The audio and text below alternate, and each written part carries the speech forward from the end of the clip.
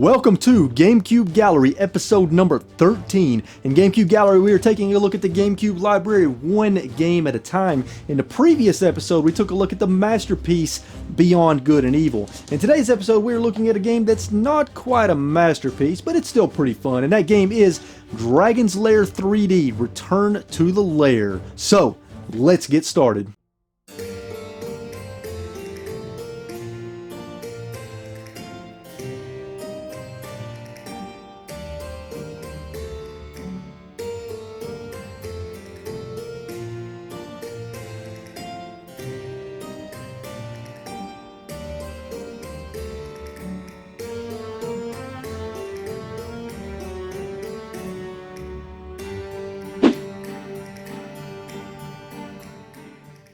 Dragon's Lair 3D is a puzzle action-adventure 3D platformer that was released in 2002 on the GameCube, Xbox, and PC. It then later came to the PlayStation 4 in 2004 as a European exclusive. In Dragon's Lair 3D, you take on the role of a knight named Dirk as he sets off into a massive castle to save the Princess Daphne from the dragon Singe, who is commanded by a wizard named Mordroc. There are a few twists and turns to the story here and there, but there really isn't much more to it other than that. Princess gets kidnapped, Brave Knight sets off to save Princess and defeat evil bad guy, you know, simple stuff without much substance. But that is okay because the simplistic story is simply there to serve as an anchor for the gameplay in Dragon's Lair 3D, and the gameplay isn't too bad other than a few small complaints that I will get to a bit later. The game as a whole is based off of the 1983 original Laserdisc arcade Dragon's Lair game, and features many of the same locations and characters from the original. In most Dragon's Lair games, you don't actually control Dirk, and instead you simply respond to QuickTime events throughout the game to keep Dirk alive. This is the first game in the series to feature full control over Dirk, and it works mostly well. At the start of the game, you can run, jump, climb, roll around, and draw and use your sword as you navigate the mostly linear castle. As you progress, you will get a crossbow with multiple arrow types such as fire arrows, an enchanted sword, and different magic that lets you do a variety of different things such as float, become fire resistant, heal yourself, and find hidden walls and secrets. You will use all of these abilities as you navigate the massive castle split into 43 areas and consisting of over 250 different rooms, 30 plus enemies, and a variety of boss fights. The various rooms in the castle contain enemies to kill or avoid, puzzles to solve, traps and obstacles to avoid, bosses to fight, difficult platforming challenges to overcome, and of course secrets to find. Among the secrets are of course health and magic potions to consume when needed, but there are also health and magic upgrades to find and 100 treasures spread all throughout the castle to find. If you collect all 100 treasures, you will unlock new game options like unlimited magic, different character skins, and so on for use in a new game. It's actually quite fun making your way through the castle never knowing what to expect and what the game's gonna throw at you next. Some of the platforming challenges are incredibly devious and just downright unfair and frustrating at times. Many of the traps you run into are totally unexpected, such as opening a random door and getting smashed, or just walking into a trap you have no idea was there. So as you play, you have to learn where these traps are after each death so that you can avoid them next time. And you're gonna die a lot in Dragon's Lair 3D, everything from the platforming to the traps and of course the combat. These deaths are in a lot of cases not really due to the difficulty, although sometimes it is. Many of the deaths are due to one of my negatives about the game, which are the poor and janky controls. Dragon's Lair 3D just does not feel good to play from a controls standpoint. There are 4 different control schemes and none of them really feel all that great, with some controls just in odd places as far as button mapping. The controls aren't even the main issue, the game just feels janky to play and not smooth at all. Jumping is sort of floaty and not very responsive, which leads to many deaths in platforming sections. The combat just feels janky as hell whether you're using a sword or the crossbow. You can lock on to enemies during combat, but to be honest, it doesn't work well most of the time, and you're better off just running around swinging your sword like a madman. Now, despite the poor and janky controls, I still find the game to be quite fun at times, although it is incredibly infuriating at times as well. Many of the platforming challenges are well designed and fun to try and figure out how to complete, and really require you to scan your environment. There are a variety of puzzles in the game, but none of them are particularly complicated, and many still involve platforming. There are a ton of well-placed and well-hidden secrets, and many of the treasures in Dragon's Lair 3D are in devious places that are hard to get to. All of this I enjoyed quite a bit, but the combat and boss fights I really just didn't enjoy very much at all. Combat is just not fun in Dragon's Lair 3D in my opinion. I think the game would have been better if they had removed the combat and monsters and added more puzzles and platforming instead, or simply just spent more time developing and refining the combat.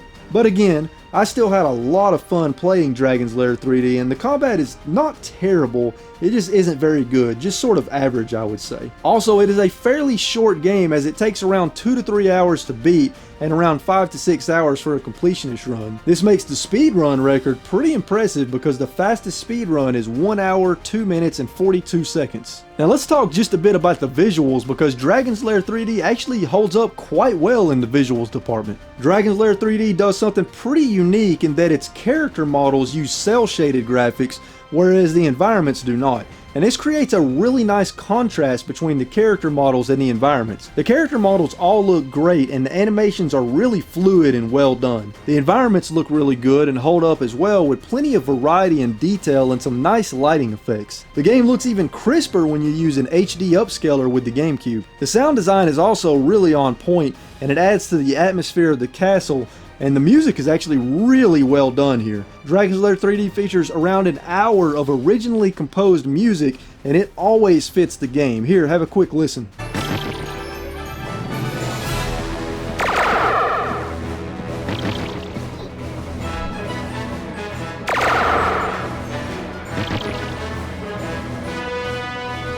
So Dragon's Lair 3D is not too bad. It's, I would say, an average game, and there's fun to be had here if you can get over the poor and janky controls and the combat that's just not very fun. And although it's a short adventure, it's a short adventure that I recommend if you can overlook those two things because there's some pretty unique things in this game and it's actually fun trying to overcome a lot of the platforming challenges and the trial and error, of course, of avoiding the traps. So, you know, I would recommend Dragon's Lair 3D. It's not terrible, but at the same time, it's not great either. Kind of middle of the road. Dragon's Lair 3D returned to the Lair, released on the Nintendo GameCube on November 22nd, 2002, and like I said, it was also released on the Xbox and PC as well. It was originally supposed to come out on the PS2 as well in North America, but that version was cancelled for some reason, and I was unable to figure out why. Like I stated earlier, it did later come to the PS2 in 2004, but it was a European exclusive for some reason. Dragon's Lair 3D was developed by Dragonstone Software, who is a developer in California, and from what I can find, that is the only major game they developed. I was unable to locate any information about this developer. The publishers were all over the place for some reason, as the Xbox and PC versions were published by Ubisoft, the European exclusive PS2 version was published by THQ, and the GameCube version was published by Encore. Now I have no idea why Dragon's Lair 3D had so many different publishers, but I would say that's probably a pretty interesting story. The GameCube version was published by Encore, and yet again, this is a publisher that I can hardly find any historical information on. They have a website and they appear to only publish mainly card games on PC now, and they sell other products in other categories as well. Besides the GameCube version of Dragon's Lair 3D, the only other console games I was able to find published by them was Groove Rider Slot Car Thunder for the Xbox and GameCube, Circus Maximus Chariot Wars for the Xbox and PS2, Zobumafu Playtime in Zobuland for the Game Boy Color and PS1, and for some reason their website doesn't have any of the historical games they published. It is very odd because usually I have no issue finding information on developers and publishers for games that I do these videos on, so the developer and publisher behind Dragon's Lair 3D Return to the Lair on the GameCube remains an enigma to me. Another interesting tidbit is that in 2004 there was a version of Dragon's Lair 3 made for PC and DVD that took the 3D graphics engine from Dragon's Lair 3D and converted that engine into a QuickTime event game, and well, it didn't go too well and it was reviewed very poorly. Now Dragon's Lair 3D Return to the Lair, on the other hand, reviewed a little bit better. Like I said multiple times, it's more in the average range, as at the time of this recording on Metacritic.com it has an average critic score of 65 out of 100 with 20 critic reviews, and an average user score of 6.8 out of 10 with only 4 user ratings. The game sold very poorly, as in North America the GameCube version only sold around 30,000 copies, and the Xbox version only sold around 40,000 copies. I'm not sure how many copies the PS2 version sold in Europe. Now coincidentally, after the release and failure of Dragon's Lair 3D,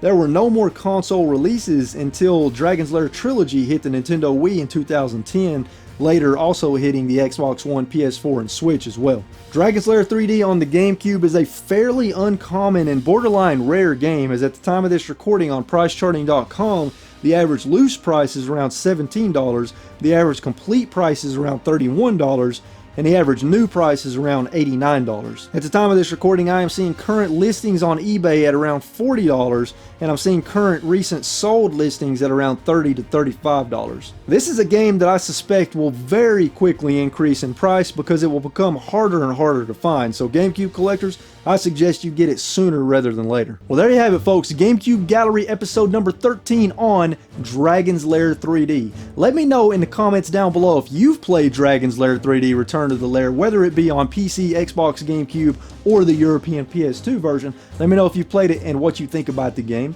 Also, let me know in the comments down below if you have any GameCube game recommendations for me to cover in a future episode of GameCube Gallery. If you enjoyed this video, hit that like button. If you're new here, consider subscribing so that you can join the RetroWolf family. Check the end card at the end of the video for the last episode of GameCube Gallery on Beyond Good and Evil. If you haven't seen that, I encourage you to check that out. As always, folks, stay safe out there, keep playing games and having a good time, and I will see you all in the next video. Later.